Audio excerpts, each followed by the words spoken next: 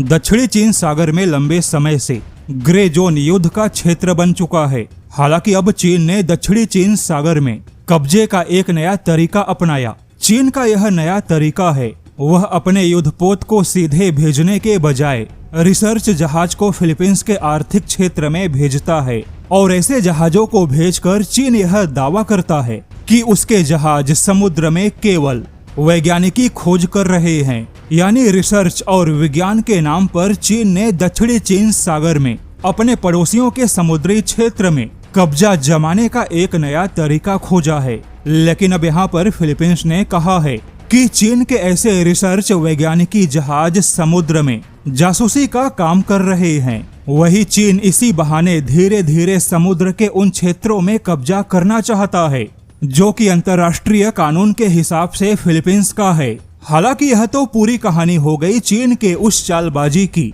जहां चीन अब रिसर्च और विज्ञान के नाम पे पड़ोसियों के समुद्री क्षेत्र में कब्जा कर रहा है। लेकिन अब यहाँ पर चीन के ऐसे जासूसी जहाजों के खिलाफ फिलीपींस ने जो एक्शन लिया और फिलीपींस नौसेना के एक्शन में भारत का कैसे योगदान मिला, यह पूरा मामला ही बहुत ही दिलचस्प है। दरअसल फिलीपींस ने ऐलान किया है कि अब वह चीन के ऐसे जहाजों को नजरअंदाज नहीं करेगा, बल्कि अब फिलीपींस की नौसेना चीन के ऐसे जहाजों को सीधे समुद्र में चुनौती देगी और उन्हें अपने जल क्षेत्र के बाहर खदेड़ेगी। लेकिन अब यहाँ पर फिलीपींस की नौसेना ने भारत के बारे में बहुत ही दिलचस्प खुलासा किया है। फिलीपींस की नौसेना ने बताया कि भारत और उनके नौसेना के बीच में मैरीटाइम पार्टनरशिप एक्सरसाइज का बहुत बड़ा फायदा मिला और वह भारत से मिले इसी फायदे का इस्तेमाल चीन के खिलाफ करेगा।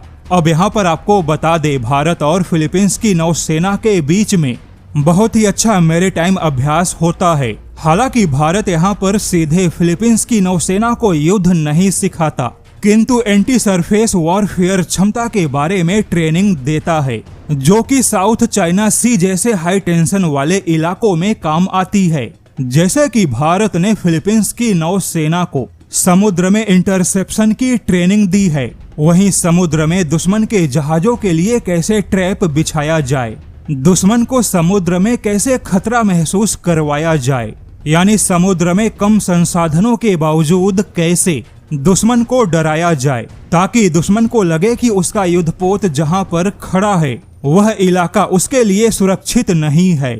यानी दुश्मन पर अटैक से ज्यादा उसके मन में भय को पैदा करना ताकि दुश्मन खुद इलाके से पीछे हट जाए। ऐसे तरीके दुश्मन के 2-4 जहाजों के घुसपैठ में बहुत ही कारगर साबित होते हैं। अब जैसा कि फिलीपींस की नौसेना चीन के टक्कर में बहुत ही छोटी है, ऐसे में चीन से सीधा टकराना फिलीपींस के लिए अच्छा विकल्प नहीं होगा। तो ऐसे में खुद फिलीपींस की नौसेना के मुताबिक भारत के ट्रेनिंग से उसे बहुत कुछ ऐसा हासिल हुआ जिससे कि फिलीपींस अब दक्षिणी चीन सागर में चीन के लिए सी डिनायल वाली स्थिति बना सकती है। यानी सीधे चीन से युद्ध ना हो, लेकिन फिर भी चीन के युद्धपोत को उसके जल क्षेत्र में आने से रोका जा सके।